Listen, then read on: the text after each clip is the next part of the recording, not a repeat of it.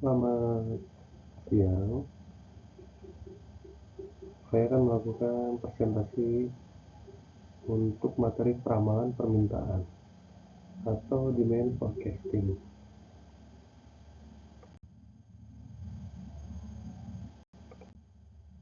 Capaian materi itu ada 1 sampai 7, di mana yang pertama adalah pengertian atas peramalan permintaan, lalu yang kedua ada jenis peramalan permintaan, yang ketiga adalah faktor lingkungan, yang keempat adalah metode, yang kelima 7 tahap dasar, keenam komponen analisa, dan ketujuh metode peramalan. Yang pertama, pengertian peramalan permintaan. Peramalan permintaan adalah suatu usaha memprediksi tingkat permintaan produk-produk yang diharapkan akan terrealisasi untuk jangka waktu tertentu pada masa yang akan datang. Jenis permintaan yaitu permintaan bebas atau independent demand, permintaan terhadap material, suku cadang, atau produk yang bebas atau tidak terkait langsung dengan struktur Bill of Material atau POM untuk produk akhir atau item tertentu. Lalu jenis permintaan tidak bebas atau dependent demand, permintaan terhadap material, suku cadang, atau produk yang terkait langsung dengan atau diturunkan dari struktur Bill of Material atau POM untuk produk akhir atau item tertentu. Lalu faktor lingkungan yang mempengaruhi peramalan permintaan yaitu kondisi umum bisnis dan ekonomi, siklus hidup produk, tindakan pemerintah, gaya dan mode, reaksi dan tindakan pesaing, perubahan permintaan konsumen, kecenderungan pasar, dan inovasi teknologi. Metode peramalan permintaan yaitu metode kuantitatif, di mana metode kuantitatif dapat dibagi ke dalam deret berkala atau kurun waktu atau time series, dan metode kasual. Sedangkan metode kualitatif dapat dibagi menjadi metode eksploratoris dan normatif.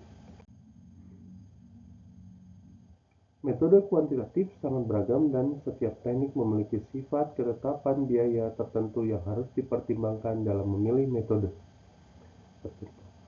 Terdapat 3 kondisi yang harus dipenuhi, yaitu tersedianya informasi tentang masa lalu. Informasi tersebut dapat dikuantitatifkan dalam bentuk numerik. Diasumsikan bahwa beberapa pola masa lalu akan terus berlanjut. 7 tahap dasar dalam peramalan permintaan. Sini ada 7 tahap. Yang pertama, menentukan penggunaan dari peramalan. Yang kedua, memilih item atau kuantitas yang akan diramalkan. Yang ketiga, menentukan horizon dari peramalan.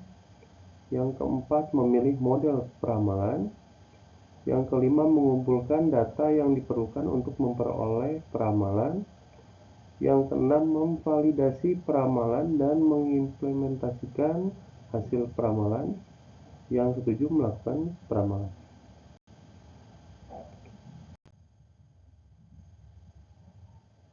Komponen analisa deret waktu, diantaranya ada tren, di mana sifat dari permintaan masa lalu terhadap waktu terjadinya, apakah permintaan tersebut cenderung naik, turun, atau konstan. Lalu ada season, fluktuasi permintaan suatu produk yang dapat mengalami kenaikan atau penurunan pada saat musim tertentu. Lalu ada cycle, sifat dari permintaan dalam suatu periode, apakah mengalami permintaan dengan jumlah yang sama atau tidak. Lalu ada random, permintaan suatu produk dapat berubah secara tiba-tiba yang disebabkan oleh faktor tertentu.